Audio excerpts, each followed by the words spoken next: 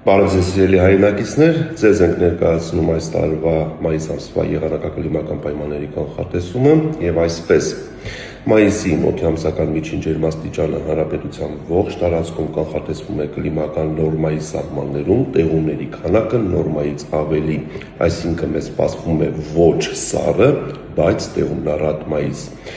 Ուզում եմ հիշեցնել, որ մայիսը հանրապետության տարածքում տարվա ընթացքում ամենախոնավ ամիսն է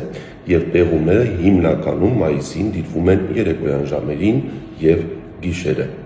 Ի տարբերություն ապրիլ ամսվա զգալիորեն կկրճատվեն սուր օդային հոսանքների ներթափանցման դեպքերը։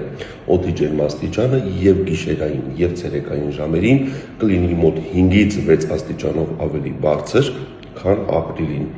Առավելագույն ջերմաստիճանը Արարատյան դաշտում եւ Երևանում կանխատեսվում է +30 աստիճան, որը կդիտվի մայիսի 3-րդ տասնամյակում։